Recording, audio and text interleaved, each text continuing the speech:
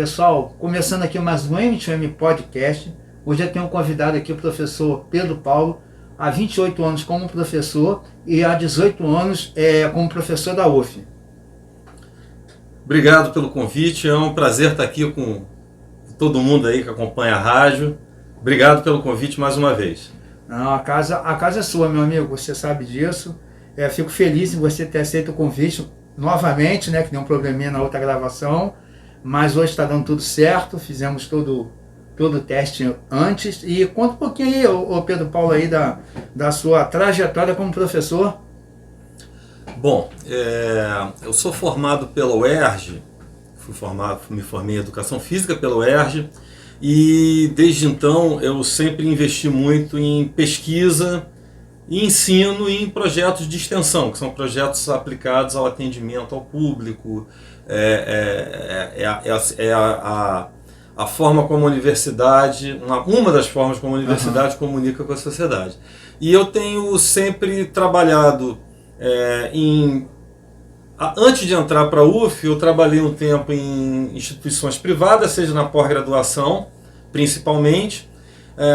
Trabalhei também com programas de ensino do Exército, que eu trabalho lá na URCA, tem um programa de formação do pessoal militar na parte de ciências. Eu trabalhei com eles algumas vezes, era esporádico.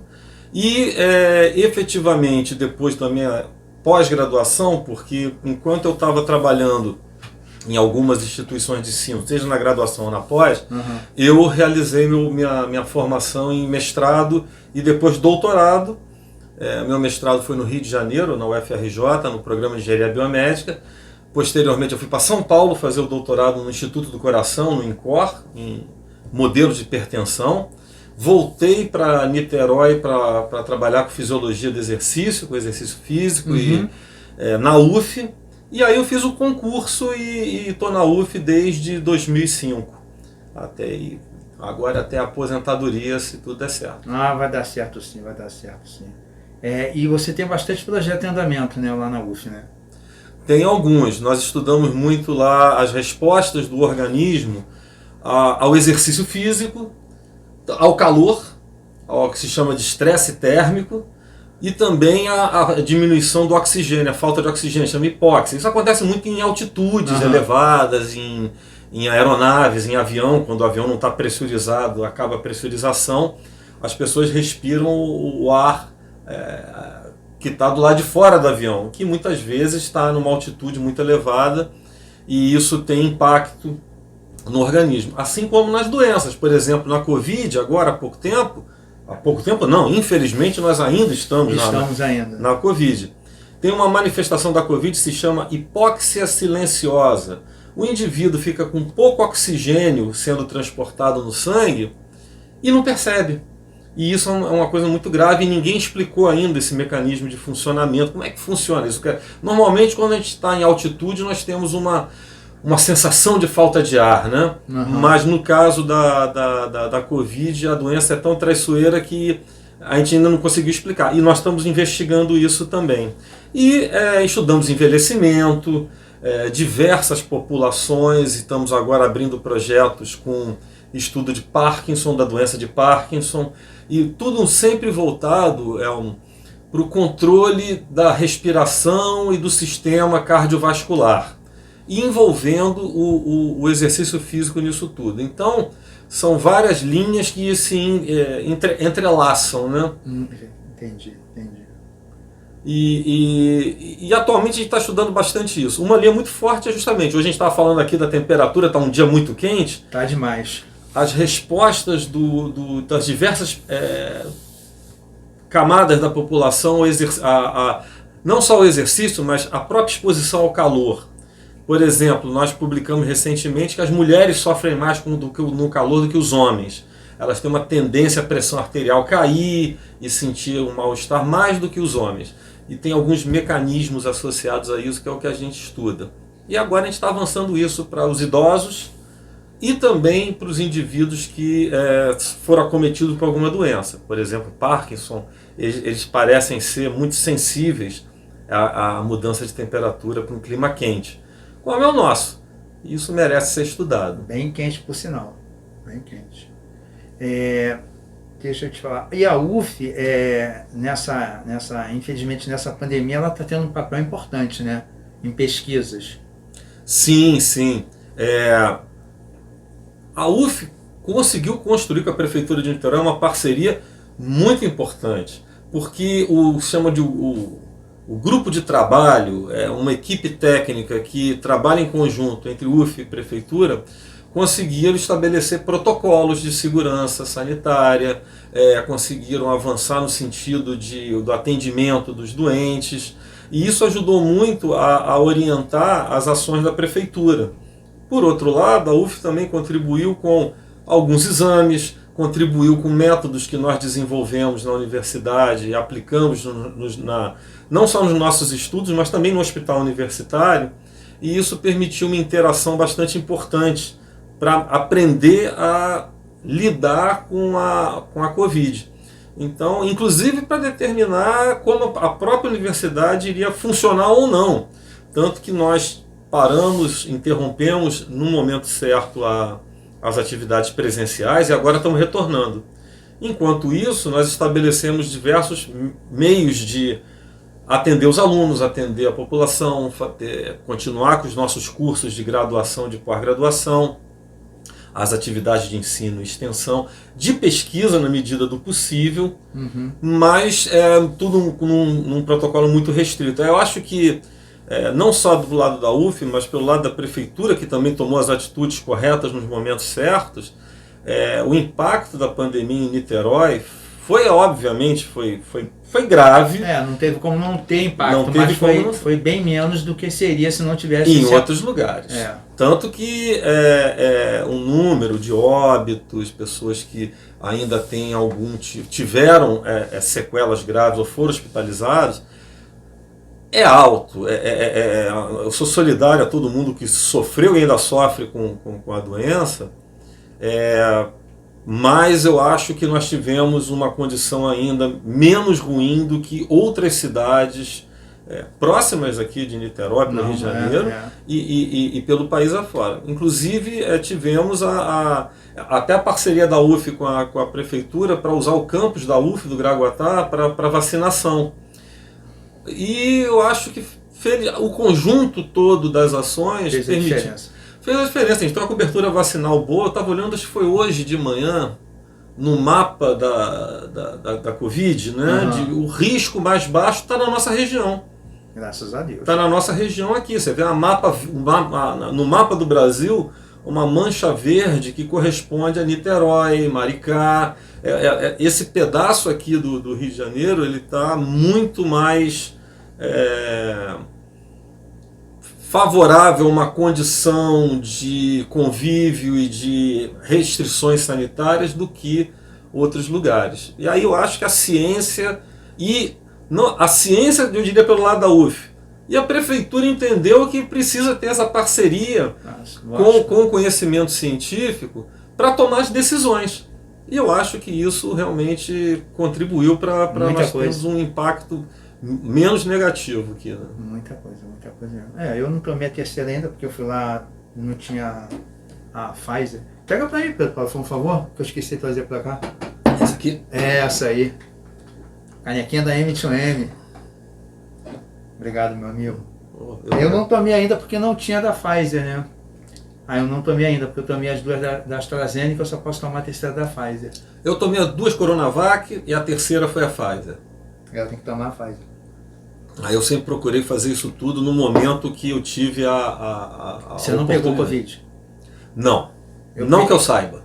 Eu peguei, assim, senti dores nas pernas, né, e atrás dos olhos, mas eu não gosto muito de ficar tomando muito remédio, né, eu fiquei sendo monitorado pela empresa, né, que tem o setor lá de saúde ocupacional, ficou monitorando. Eu tomei 2 remédios só para parar um pouco a dor de cabeça. Quando você teve a Covid, você já tinha tomado pelo menos uma das doses da vacina? Tomei as 2. Então, isso faz uma diferença. E as pessoas acham que não. Tem amigos meus que não tomaram vacina nenhuma.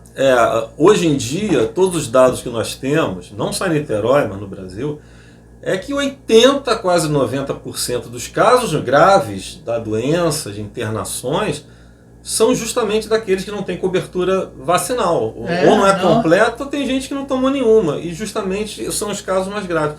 A vacina, ou ela pode prevenir o desenvolvimento da doença, ou ela não impede, mas atenua a gravidade da doença. Isso faz toda a diferença. Toda a diferença. Eu vou tomar minha terceira dose e falo para as pessoas, né? Gente, vamos se vacinar, porque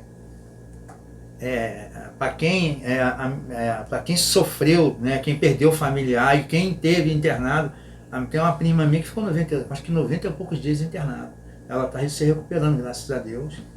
Nós temos várias pessoas que até hoje estão se recuperando. Nós temos amigos que pegaram a doença no início, em 2020, e o vírus ele não ataca só pulmão, ele ataca o coração, cérebro, vários lugares. E no caso desse nosso amigo, você conhece até, ele teve uma miopatia, teve uma inflamação no coração por conta da Covid.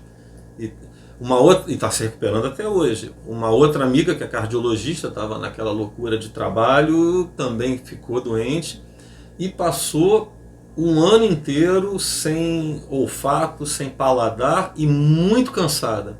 A fadiga é das possíveis manifestações. E é uma coisa legal, Elmo, eu queria até aproveitar aqui, se você permitir, fazer essa propaganda aqui. Faça. Que é importante que as pessoas estejam observando o que acontece no pós-Covid. O que acontece depois da Covid. Porque a gente sempre tem aquela expectativa, né? Eu tive Covid, a minha foi leve, eu tive febre, tive dor de cabeça, dor nos olhos e tal. Passou. Outros já tiveram, tive até internado, precisei de oxigênio. Mas também estou curado, recebi alta. A Covid, ela pode produzir o que se chama de Covid longo. A pessoa recebe alta e continua com uma sensação de cansaço, muito desanimado, chama fadiga crônica. Não consegue mais fazer as mesmas coisas do dia a dia, exercício, atividade física ou trabalho mesmo. Pode ter dor de cabeça, pode ter perda de olfato, paladar, alteração. Às vezes não perde, mas altera. E pode ter pequenas manifestações também no sistema cardiovascular, também nos pulmões, e que não percebem isso ou acreditam que é uma coisa que não é necessariamente ligada à Covid, mas muitas vezes pode ser ligada à Covid, que a gente chama de Covid longo.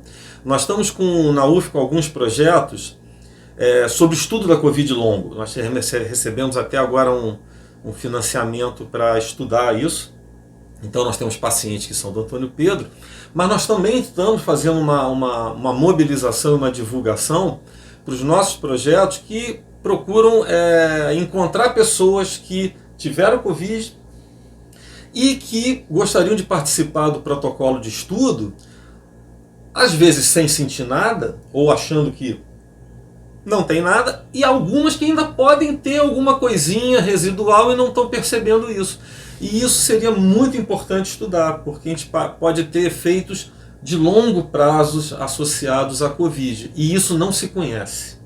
E não se conhece e ninguém conhece ainda agora, tanto na UF, a Prefeitura também tem interesse em estudar isso, através da Secretaria de Saúde, que é o acompanhamento dessas pessoas nesse período pós-Covid. Isso aí o mundo inteiro está estudando. Depois eu mando para a galera aí algumas reportagens que têm aparecido nos jornais e nos canais das mídias. Eu boto no nosso WhatsApp da M2M, que é para as pessoas perceberem que algum cuidado a gente sempre deve ter na nossa vida, né? Mas para quem teve Covid, até para quem acha como eu, né? Eu fiz um exame para ver se eu tive contato com o vírus, se eu tive uma resposta imune. Não tive. E não avaliei de novo. Também não tive mais sintomas e estou vacinado. Mas é sempre bom a gente acompanhar e ter um acompanhamento médico. E para quem que teve Covid, tem algum desses sintomas, e eu vou mandar para vocês um link com uma divulgação legal sobre isso. as pessoas podem procurar os nossos projetos para que nós estamos investigando isso. Isso é bastante importante. Mas tem gente sendo acompanhado com isso, né? Quem teve Covid, acho que tem um estudo, que estão estudando algumas pessoas que se propuseram a ser acompanhadas, estão sendo acompanhados ali um certo período, né? Acho que anos, né? Para ver se está realmente relacionado aos futuros problemas de saúde relacionados ao Covid. Tem vários projetos desse em andamento. A nossa proposta é justamente essa. Perdão. A proposta justamente é acompanhar e tentar identificar se esses sintomas eles persistem ou se eles ficam escondidinhos e aparecem mais tarde, mas de qualquer forma é tudo ainda muito novo que nós estamos estudando. Então tem vários protocolos em andamento e algumas pessoas participam desses protocolos. Então nós temos alguns que estão em andamento a esse respeito. Então a ideia é essa, é fazer um acompanhamento nos meses iniciais pós-Covid e depois futuramente acompanhar para ver se tem algum outro tipo de manifestação, que às vezes pode ser da pessoa mesmo ou ter outras causas, mas alguns podem estar associados à Covid. Quanto mais nós conhecermos a doença, quanto mais tiver conhecimento científico e não achismo, né? Achismo é fogo. O melhor é para a sociedade sair ganhando. E esse vírus é um vírus maldito, né? Pedro Paulo, eu não acredito que isso foi achado na natureza ou algum bicho transmitiu, não. Isso aí foi criado e deixado escapar porque foi muito rápido. Olha, isso é difícil de se saber. Eu não sou virologista. É difícil. Mas o pessoal que estuda o assunto, eles acham que não apareceu ainda uma evidência do tipo, esse vírus foi criado em laboratório. Nós tivemos alguns, lembra daquela gripe suína, aviária. Esse parece que é uma variação desse tipo e que estava em alguns animais silvestres. Tem até um candidato aí, que é um bichinho que não é conhecido nosso, o pangolim, e parece que isso se transmitiu e chegou ao homem. Então, sempre tem essa desconfiança, né, quando aparece uma coisa muito estranha, mas pelo menos dos colegas que são entendidos do assunto, da infectologia, da virologia, o que eu ouvi até agora que parece que não tem uma evidência quanto a isso. Porque o vírus já existia, né? Ele já existia, porque se você olhar a vacina essas vacinas que a gente dá nos animais, no cachorro, tem lá escrito contra o coronavírus, tem lá na vacina. É um tipo de coronavírus, isso, mas é o SARS-CoV-1. Ele já existia. Existe, ele é uma família de coronavírus. E o membro mais novo dessa família é esse danado aí, que é o chamado SARS-CoV-2, que é o Covid-19. Que arrebentou com... Que é o que arrebentou. Ele é uma variação dos outros. Isso. Os animais, eles podem ser transmitidos, podem estar carregando o SARS-CoV-1, né, a variante 1. Então, e é por isso que preocupa a possibilidade de nós termos outras. Então, a expectativa, cara, e bato aqui na madeira, é que essa Ômicron seja assim, o rabo final da pandemia e que provavelmente nós vamos conviver com o vírus nos próximos anos de outra maneira, como é a gripe, talvez o HN1 e outros. Todo ano a gente tomando aquela vacina que a gente toma para a gripe e passar a tomar a vacina. Possível. Vamos ter que descobrir isso nos próximos anos. Não vai ter jeito. E por isso é que tem se investido bastante em pesquisa científica para tentar entender mais ainda e procurar evitar danos futuros. Não, com certeza. Deixa eu te perguntar, e quanto ao investimento? O governo liberou mais investimento para a UF, não liberou? Não, nós estamos passando por um momento muito difícil, porque nós temos financiamento que é direto do governo federal para a manutenção da universidade. Sim. E temos caminhos e que tem dinheiro para verba de custeio, ou seja, manutenção da universidade, bolsas de graduação para os alunos vulneráveis, para os projetos de extensão, pesquisa, e temos os financiamentos que vêm pelo Ministério da Ciência, Tecnologia e Inovação, e que alguns vêm através das fundações do tipo FAPERJ, né, que é a Fundação de Amparo à Pesquisa do Estado do Rio de Janeiro, que é uma arrecadação do governo estadual e que bota nessa agência, ela abre um edital e nós vamos competir por recursos. No caso do Ministério da Ciência e Tecnologia, nós temos o CNPq, nós temos também um caminho que é o CNPq é o Conselho Nacional de Desenvolvimento Científico e Tecnológico, que existe há muitos anos e já foi praticamente um ministério, porque o CNPq é que determinava, dava a direção da pesquisa no Brasil. Agora a gente tem um ministério e tem a agência. E tem também a CAPES, que é a coordenação de aperfeiçoamento do pessoal de nível superior, que seria a formação dos pesquisadores, que dá suporte com bolsas, etc. Todo o sistema sofreu muito com a questão econômica, de crise econômica, porque é sempre um percentual de receita, mas também com políticas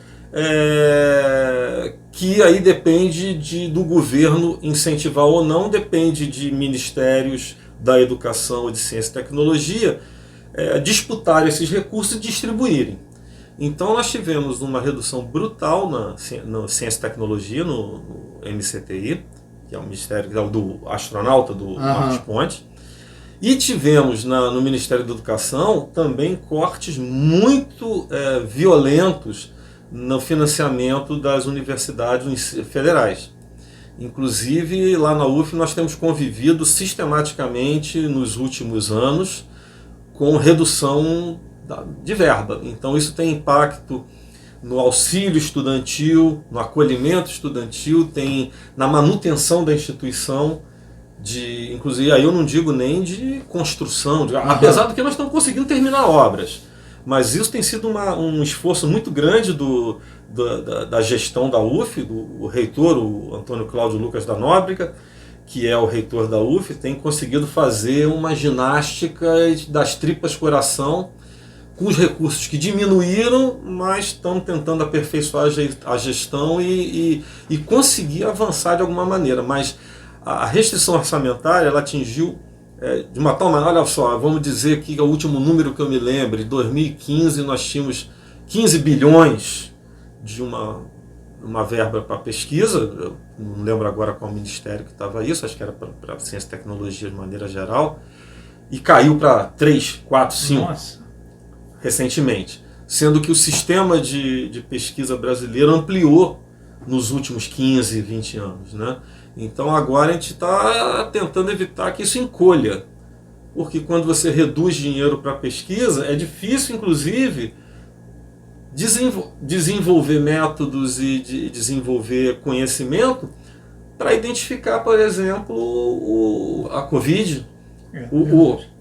Se você for lembrar, uma coisa que o pessoal lá na Europa não liga muito, nem na América do Norte, que era uma coisa que foi no Brasil, o Zika vírus, né?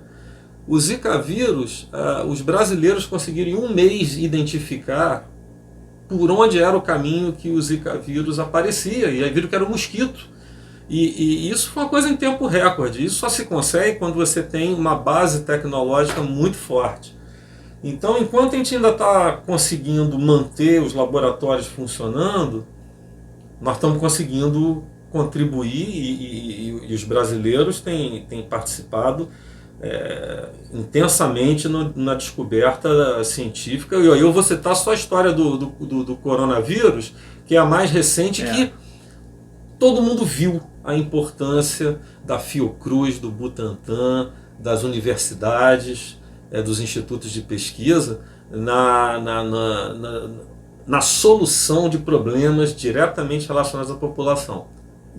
E tem isso aí, essas verbas aí, na verdade, não teriam nem que ser reduzidas, teria que ter mais acréscimo, teria que aumentar mais ainda essa verba porque o que acontece? A tecnologia ela vai melhorando, então os equipamentos vão ficando mais atuais, e não são baratos os equipamentos. Não. E tem que comprar os equipamentos, você não pode ficar com equipamento que de 10 anos atrás, a tecnologia hoje é outra, né? Então tem que comprar esse equipamento. Esse equipamento não é barato, e você não tem a verba para comprar esse equipamento porque reduziu. Pois é, você falou, tocou um ponto crucial. o desenvolvimento tecnológico, ele vai avançando e você tem que estar acompanhando os países do primeiro mundo. Sim. Então, se tem um método, uma técnica nova, um equipamento novo, nós temos que estar tentando acompanhar e ter no Brasil capacidade de competir com esses caras e de produzir coisas no mesmo nível, até um nível mais alto. Isso a gente tem conseguido. Agora, é preciso ter equipamentos atualizados, é preciso ter pessoal qualificado, e por isso que é importante o investimento na formação de novos pesquisadores, por isso as bolsas de pesquisa são importantes, e isso vai desde a escola do ensino médio, que a gente tem aluno de ensino médio, de iniciação científica, eles vão no laboratório aprender o que é um projeto de pesquisa, um laboratório, depois eles vão para a graduação e depois eles vão para a pós-graduação. Então, formação de pessoal, equipamentos de ponta e material de consumo. Também, né? Também, porque muito material de consumo é importado. Nós temos dificuldade de importação por uma burocracia alfandegária e por uma burocracia total aí do nosso sistema. Às vezes a coisa demora muito a chegar. Temos um problema de câmbio, porque às vezes a gente consegue, a gente pede um projeto de tantos R$1.000, e aí o câmbio pula de 3 e pouco, 3,5, 4, vai para 5, 6. Isso dificulta muito nós termos condições de competir com o pessoal lá fora. Mas, principalmente, é uma coisa que você até comentou no começo, é uma coisa que os estrangeiros, né, os norte-americanos, os canadenses, os alemães, ingleses, italianos, os franceses, eles olham meio horrorizados com essa nossa ida do céu ao inferno, né? Então a gente tem recursos durante um período, daqui a pouco o recurso desaparece muitas vezes não é nem questão econômica, é decisão realmente de governo. Eles chegam a dizer, não vou investir nisso. Pronto, e acabou. E direcionei para outra coisa, não tenho, então vou realizar alguns cortes e vocês se viram com isso. Não tem como fazer pesquisa de alto nível sem investimento, sem recurso. E o pessoal lá fora sempre fala, a gente já sabe o que vai acontecer no ano que vem, daqui a 2 anos. Ou seja, a previsibilidade, você se organizar sabendo que você pode ter novos recursos e continuar mantendo programas por 5, 10 anos, é fundamental para você ter uma linha de desenvolvimento de conhecimento e de produto. Todo mundo quer saber, eu quero saber da molécula do vírus até a vacina, até o tratamento. Então, até o acompanhamento, né? Até o acompanhamento. É o tratamento, o acompanhamento e o que muda, por exemplo, na gestão de saúde.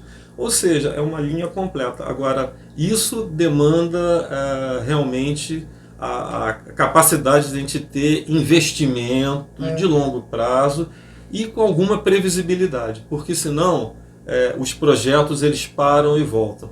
Eles param e andam para trás. Só para citar aqui um exemplo que um colega lá de São Paulo, ele estava falando lá para os outros colegas dele lá, os professores, e aí ele falou o seguinte, é diferente de muitas áreas, né, da sociedade, da economia, das coisas. A ciência é o seguinte, você está subindo no elevador, está querendo ir lá para o terraço, né? No meio do caminho acaba energia elétrica, o elevador para. Aí você tem que fazer o quê? Tem que esperar a energia voltar. Quando a energia volta, você aperta o botão de novo para continuar subindo. Só que o elevador desce para o fosso. Então ele desce para o poço para depois começar a subir de novo. É isso que acontece. É como se você estiver num jogo de tabuleiro daquele, né? Você joga os dados, caminha para frente e cai. Volte para o início e espere 2 rodadas para jogar de novo. Ou seja, você sai do circuito e anda para trás. Enquanto isso, o resto do mundo avança e para alcançar é sempre mais difícil. Porque voltando ao lance do orçamento, o que acontece? A UF faz... toda empresa, até nós mesmos fazemos, nós temos... nós de casa a gente não faz isso, né? Mas as empresas, as faculdades, elas fazem o orçamento do ano seguinte na base do que ela tem do ano anterior. Né? E faz um acréscimo porque, lógico, a tecnologia ela melhora. Como é que você vai fazer Você faz isso e lá na frente o cara falou, não, está errado, pode voltar, o cara que tire tanto assim. E aí, como é que você faz? Ano passado, esse ano eu vou gastar 15 milhões. Estou dando exemplo. Não, mas ano que vem você vai ter que gastar 5. Ué, e aí? Porque às vezes não tem nem da onde você tirar, porque como eu falei, nós tivemos sucessivamente nos últimos anos cortes na verba de custeio. Sim. Ou seja, é a manutenção, é o pagamento. Então você começa a ter que reduzir serviço, atendimento, você começa a ter que reduzir gastos, até um ponto em que isso pode prejudicar o ensino, prejudica a pesquisa, prejudica o atendimento à população. O ensino está ligado a quem? A população. A ponta. Sempre a ponta. Exato. E é muito difícil, às vezes, você conseguir manter a qualidade e sem deteriorar as coisas, né? Mesmo quando a gente está na nossa casa fazendo a programação. Aí você programa, vou ter que trocar o pneu do carro no que vem, né? Botar aqui na ponta do lápis. E aí, de repente, sua grana de entrada caiu 40%. Você vai ou rodar com o pneu careca, ou vai chegar uma hora que é muito perigoso rodar com o pneu careca, ou deixar de trocar o óleo, porque senão você vai correr o risco de ter um acidente e vai deteriorando o patrimônio e a capacidade que você tem de prestar serviço. Nós conseguimos ser criativos, nós conseguimos dar cambalhota para manter a qualidade de ensino, pesquisa e de extensão, mas chega uma hora que se os recursos começa a ter corte de energia elétrica, água, capacidade de uso de internet, profissionais terceirizados, e aí vai. E aí começa a material de uso diário, troca de computadores, começa a dar defeito. Tudo. É papel, é um lápis, é um clipe. Papel, manutenção de banheiros, manutenção de estrutura, de infraestrutura. E aí você começa a ter um prédio deteriorado que começa a ficar inviável de você manter suas atividades. Então, isso é muito ruim. Você tem dois problemas, né? Um problema é não ter previsão de investimento. Isso. E ainda pode ser pior, que além de não ter o investimento, você pode começar a ter corte, ter que andar para trás. E aí chega uma hora que isso vai ter um impacto importante. E é sempre na ponta. É sempre na ponta. Por exemplo, qual é o grande malabarismo que a UF está fazendo, a reitoria está fazendo durante a pandemia? Diante de tantos cortes orçamentários, pagar dívidas e conseguir tentar manter alunos que precisam de auxílio para continuar estudando. Tem aluno que veio para Niterói e mal tem dinheiro para voltar para casa. E se voltar para casa, às vezes ele está numa situação de pior do que se ele estiver aqui. Então ele tem que ter alimentação, ele tem que ter algum auxílio, tem que ter acesso à internet, algum computador para ter acesso às aulas. Então, isso foi um esforço bastante grande, e nós tivemos até um sucesso nisso, que é conseguir dar condições de inserção desses alunos tecnológicos, com distribuição de equipamentos para ter acesso às aulas, e tentar manter alguns alunos. Mas é muito difícil conseguir ter sucesso com todos, porque alguns tiveram que voltar para as suas cidades, alguns vão ter dificuldade de voltar, os que estão aqui, muitos estão em situação ainda de vulnerabilidade e a gente consegue dar algum suporte, mas isso é aquele cobertor curto, né? Então isso é uma situação bastante difícil de ser administrada, e que demanda de ter uma sensibilidade a Congresso Nacional, a ministérios, governo tem que haver investimento. É uma questão estratégica. Não há país no mundo, na ponta, economicamente, socialmente, que não tenha feito investimento em educação e em ciência e tecnologia. Nós não vamos conseguir acompanhar os outros países se nós não chegarmos nesse nível de investimento e de desenvolvimento. Ou seja, formação das pessoas, são melhores empregos, melhor renda, acesso à tecnologia, o uso da tecnologia no país. Aí isso é questão de soberania. Isso tem que ser entendido dessa maneira. Ciência, educação, saúde não é gasto, é investimento. A longo prazo. Eu fico doente quando eu vejo pessoas na televisão falando que os gastos em educação e saúde, em ciência e tecnologia, não é gasto, é investimento. Isso tem que ser visto como investimento. Isso aí alavanca o país. E alavanca o país, melhora a qualidade de vida de todo mundo. Tem mais renda para todo mundo, o país está se desenvolvendo. Mas será que é isso que eles querem? Olha, porque o que eu te falo, eu ouço a minha vida toda, o pessoal falando assim, prioridade é educação, saúde e saneamento. O saneamento está até melhorando agora, a cada marco agora, eles estão melhorando o saneamento, né? Tem um prazo agora para melhorar. Geralmente o pessoal quer ter acesso aos recursos da educação e do saneamento, de tudo, para usar de acordo com alguns interesses, e muitas vezes isso não é muito claro, né? Mas aí não sei nem o que falar, cara, porque a gente ouve a vida toda, educação. Cara, é o que você fala, educação e saúde não é gasto. Tem que ser visto como você falou, como investimento. É um investimento a longo prazo. E esse investimento, ele tem que ter sempre um adicional, não tirar. Isso é sério. Pessoal, que os eleitores têm que prestar atenção nisso. Nós, eleitores, nós temos que prestar atenção nisso que nós colocamos lá na Câmara dos Deputados, né? Porque são eles que votam, né? Pois é, o problema é que nós estamos vivendo naquele chamado círculo vicioso, né?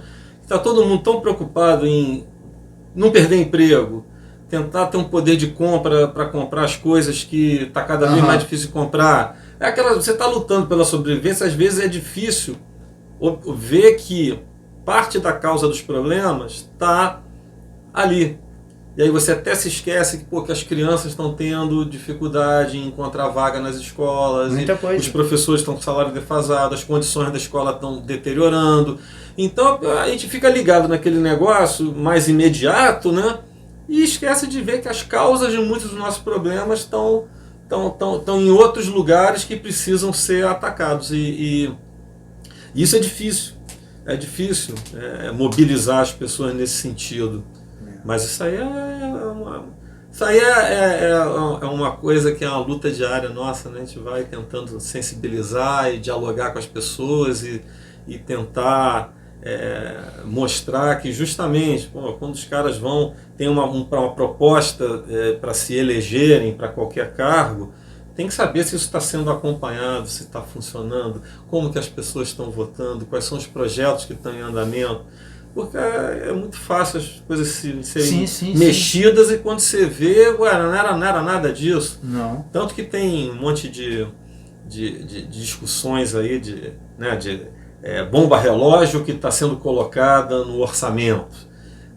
Tem bomba relógio que está sendo colocada em algumas coisas que não foram, nem aparece de imediato, mas vai estar no orçamento da educação. E está retirando dinheiro da educação, está retirando capacidade de distribuição de dinheiro e utilização, ainda tem essa, né? Tem essa, porque nós temos, além de ter recurso, tem que ser bem utilizado.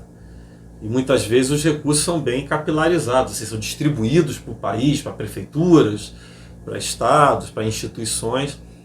Então é um problema que é complexo e o que se espera é que cada um esteja do seu lado mais ligado nisso, tentando entender como funciona, porque muitas vezes as coisas são feitas para ser difícil de ser entendido mesmo, né? E quanto menos as pessoas tiverem conhecimento, para eles é melhor. E dá para chegar numa noite dessas aí e decidir algumas coisas. Quando chega 9 horas da manhã, você está abrindo o olho e mudou muita coisa na nossa vida. Então, o processo é esse. Uma coisa que foi interessante, que eu espero que isso continue de certa forma, apesar de todas essas coisas de fake news, mentiras, muita coisa, e que aconteceram durante a pandemia, é que as pessoas acompanharam muito a história do SUS, do Sistema Único de Saúde, das campanhas de vacinação. do que lembrar o que é a vacina. Porque nós estamos no Brasil, nós sempre tivemos um plano nacional de imunização, de vacinação, que vem funcionando muito bem. Vinha funcionando muito bem. Então nós temos isso na população brasileira bem aceito.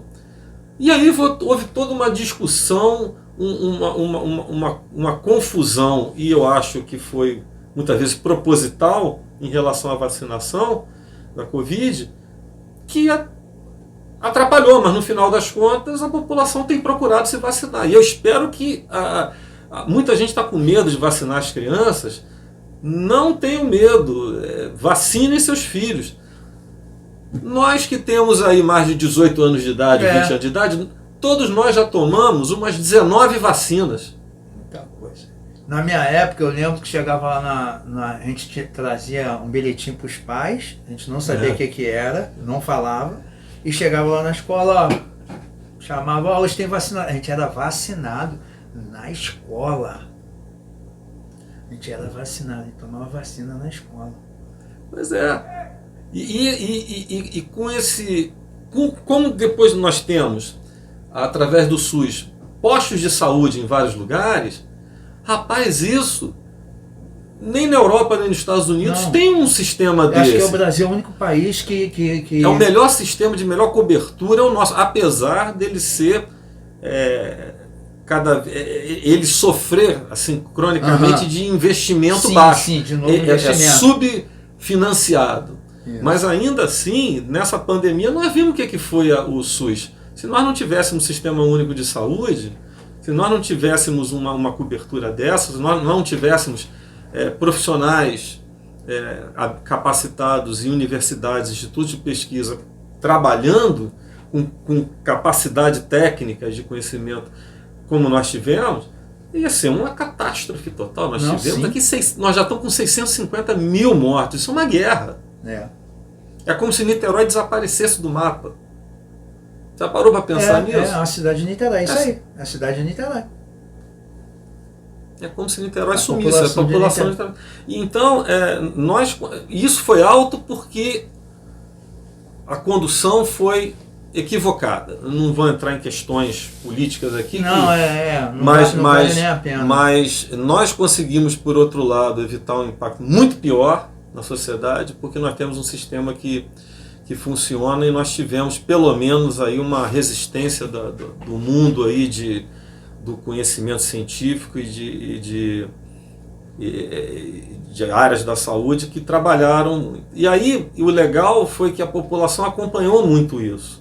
Então, se a população perceber bem, olha, nós sempre reclamamos muito, né, de algumas condições, queríamos que a saúde fosse melhor, precisa melhorar muito, precisa ampliar, precisa ter mais investimento e maior capacidade técnica também, mas ainda assim nós sabemos o valor que isso tem. A pandemia serviu para nós vermos o valor do SUS e do conhecimento científico. Então se discutiu muito. Então, por mais que tenha notícias distorcidas, boatos, fake news, etc., mentiras, na verdade, fake news é mentira.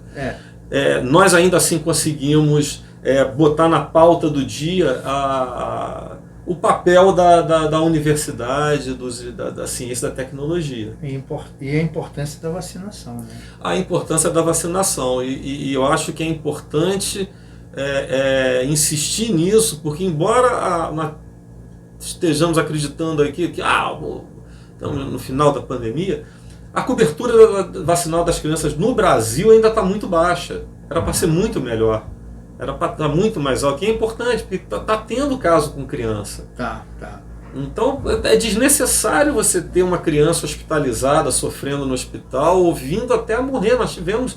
A Covid estava batendo recorde como causa de morte em crianças. Não tem cabimento isso. Nós temos vacina, temos capacidade de vacinação. As pessoas não devem se influenciar por boatos, né? A gente tem que tentar ver se a gente passa um filtro ali na Facebook, WhatsApp, essas coisas, e vamos procurar a verdade nos fatos. O ideal é a pessoa pesquisar, né? Não está pelo que está ali nessa rede social. A pessoa pesquisar e dar uma olhada, que existem, né? Locais que você consegue ter essas fontes verdadeiras mesmo com esses dados aí reais. Exato, é que dá trabalho. Se você fica. Pô, eu já tentei também, né? Eu recebo notícias de algumas redes e falei, pô, isso aqui não é verdade. Eu vou ter que procurar para saber se é boato. Eu procuro. Aí eu procuro, mas é o trabalho que você tem de procurar. E às vezes as coisas são muito atraentes, né? Os caras são profissionais nesse negócio. Não tem. E aí as pessoas, quando veem, já acreditaram, já passaram adiante e a coisa se dissemina. E aí isso pode ter um impacto muito nocivo. Tem menos criança vacinada. Eles podem transmitir a doença para outras pessoas ou podem realmente ter algum tipo de complicação. Então nós temos que essa facilidade da internet, dos telefones e das mídias, ela tem que. Nós temos que tomar um cuidado, porque às vezes vem muito fácil, mas vem com uma armadilha ali para que nós caímos nela. E olha, vou te dizer, eu também já passei adiante notícia furada. Eu falei, pô, eu fui conferir de novo, eu tive que voltar atrás e pedir desculpa e dizer. Comigo, né? Só que aí, provavelmente, alguém já pegou e passou para outra. Então isso realmente é muito nocivo isso, é muito nocivo. Isso aí. E Pedro Paulo, assim, me fala aí, educação, assim, a educação. Como você vê a educação hoje, no geral? Olha, nós tivemos alguns avanços, bons avanços nas últimas décadas.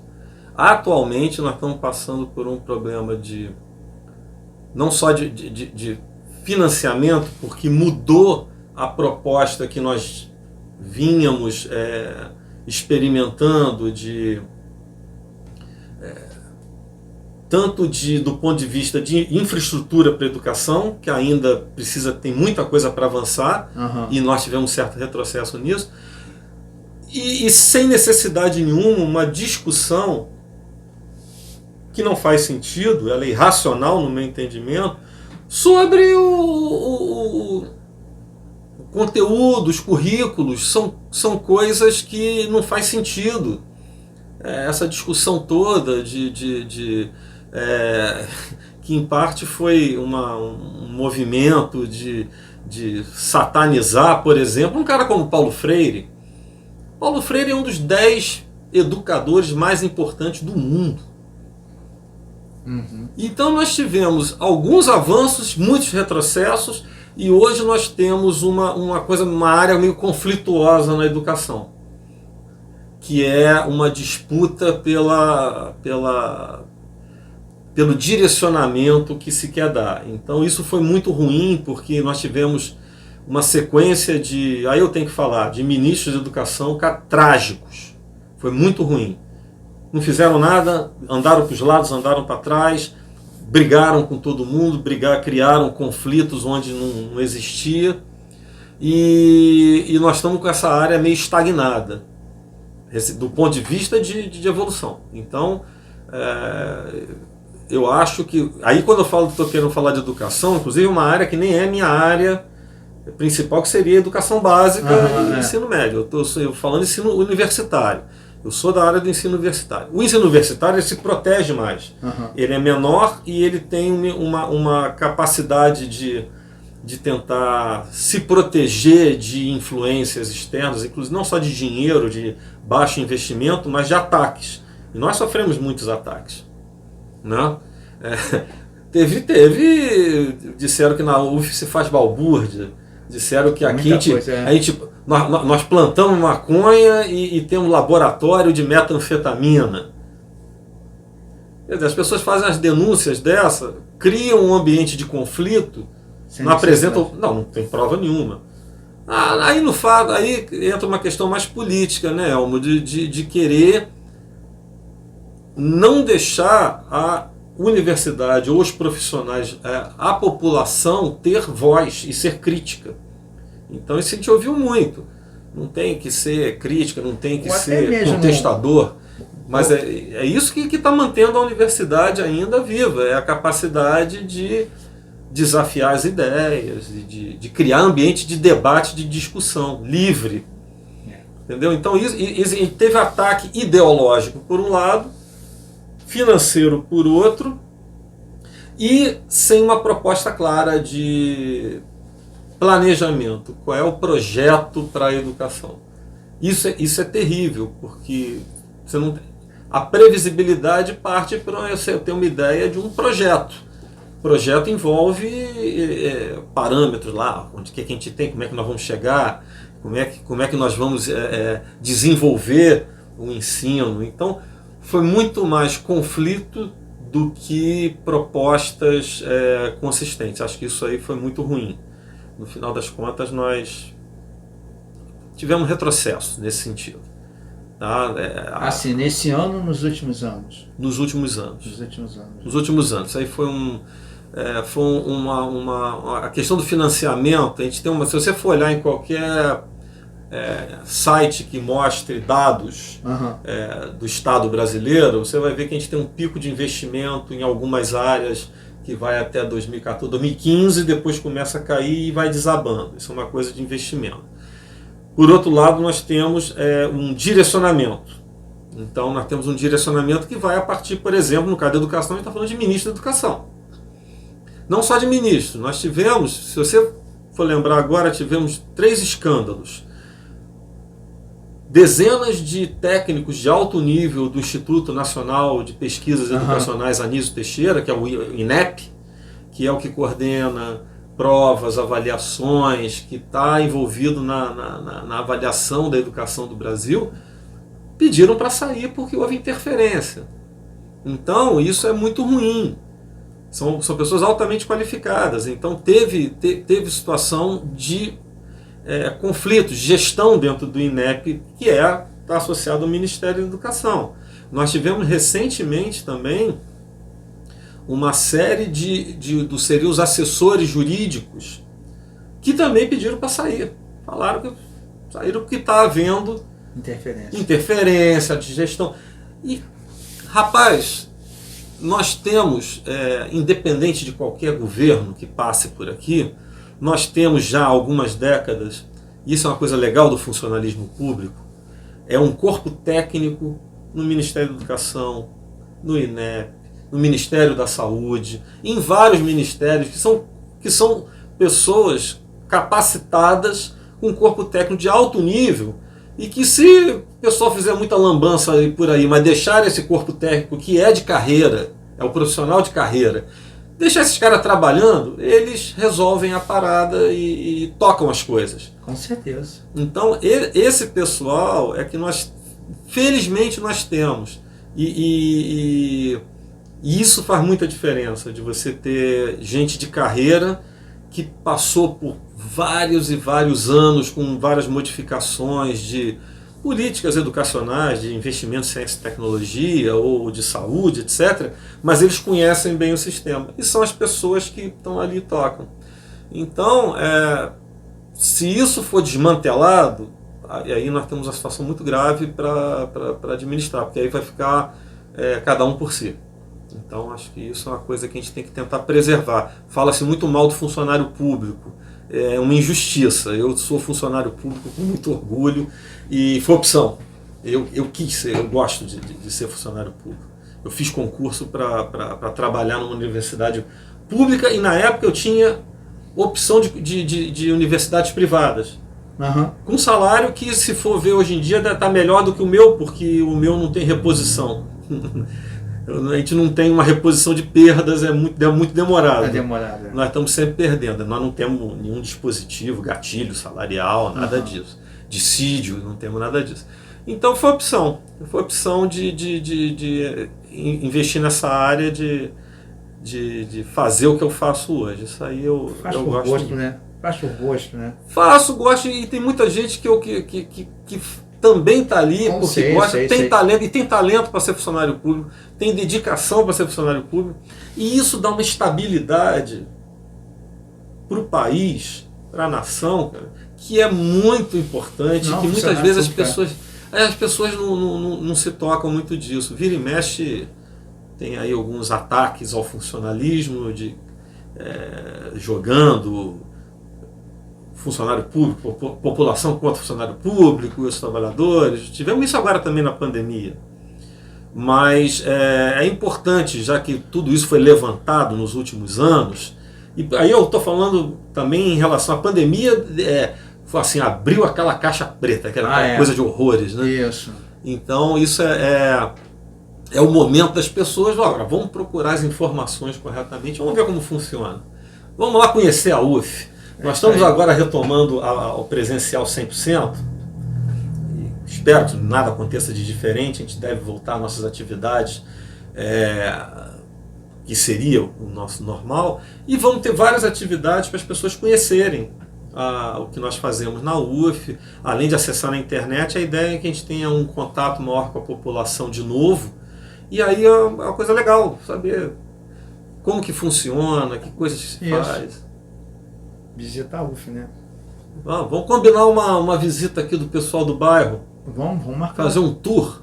Vamos marcar sem problema. A gente marca. Pedro Paulo, eu quero te agradecer, tá? Por ter disponibilizado o tempinho seu aí, teu sábado, ensolarado, para estar aqui na M2M. Muito obrigado mesmo, meu amigo, tá? Muito obrigado. Pô, eu que agradeço a oportunidade aqui de estar batendo papo com vocês. Podem chamar, que eu volto. Vamos ver também se a gente faz o contrário, Elmo. Um dia a gente faz uma transmissão lá, a gente faz uma gravação. Vamos lá da UF para a gente filmar alguma coisa. A gente pode fazer um podcast lá na UF. Eu levo as coisas, a gente faz um lá na UF. Convida lá, a gente faz lá na... a gente pode fazer lá na Passo da Pátria. Lá tem um lugar legal lá. Tem, nós podemos fazer lá no Valonguinho. No Valonguinho, isso, sem problema. Vamos fazer uma programação lá também. Isso. Já que vocês me convidaram. Não, sim, Eu estou retribuindo aqui já o convite, já adiantando, vamos só combinar como vai ser e quando vai ser. Isso. E fazemos uma gravação lá, quando vocês puderem. Sem problema. Meu amigo, obrigado pessoal, obrigado por assistir. Peço que vocês se inscrevam no canal lá, é M2M, tá? Lá vocês vão procurar como M2M Rádio Estúdio. Inscreva-se no canal do YouTube. Nós estamos no YouTube, no TikTok, no Instagram e agora no Spotify, tá? Muito obrigado, até a próxima.